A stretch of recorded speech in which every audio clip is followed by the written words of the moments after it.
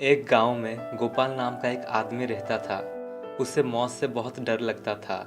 वो सोचता था कि मौत पर विजय कैसे प्राप्त करूं। एक दिन उसके घर पर महात्मा आए।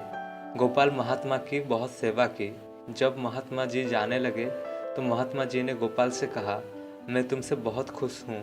मैं तुम्हें एक वरदान देना चाहता हूँ। मांगो, क्या वरदान मांगते हो? गोपाल बोला, बाबा, मुझे अमर होने का वरदान दे दो। महात्मा बोले, मैं तुम्हें ऐसा वरदान नहीं दे सकता।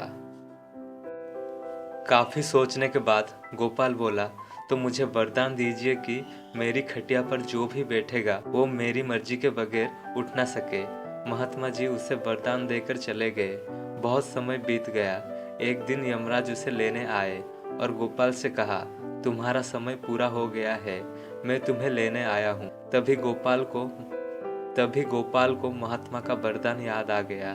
गोपाल बोला, आप पहली बार हमारे घर आए हैं तो आइए पहले बैठकर आराम कीजिए, उसके बाद मुझे ले जाना।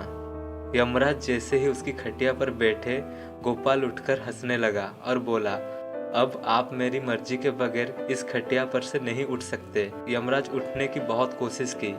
गोपाल उन्हें उस घर में बंद करके चला गया। जाकर अपने खेत पर रहने लगा। एक दिन एक लोमड़ी आकर उसकी गाय को काटने लगी। जब गोपाल लोमड़ी को मारने लगा तभी गोपाल का डंडा टूट गया, लेकिन लोमड़ी का कुछ नहीं हुआ और उसकी गाय को भी कुछ नहीं हुआ, क्योंकि इतने दिनों से यमराज उस घर में बंद हुए थे, इसीलिए कोई भी नहीं मर रहा था और जंगली जानवरों की संख्या भी बढ़ गई थी। इसीलिए सारे जंगली जानवर गांव में घुस आए।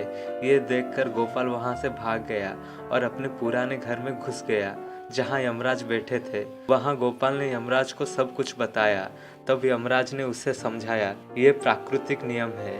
अगर कोई नहीं मरेगा तो धरती पर बहुत सारे जीव जंतु हो जाएंगे, धरती का संतुलन बिगड़ जाएगा। इसीलिए जो धरती पर आया है उसे जाना ही पड़ेगा। गोपाल को ये बात समझ में आ गई और वो यमराज के साथ चलने को तैयार हो गया।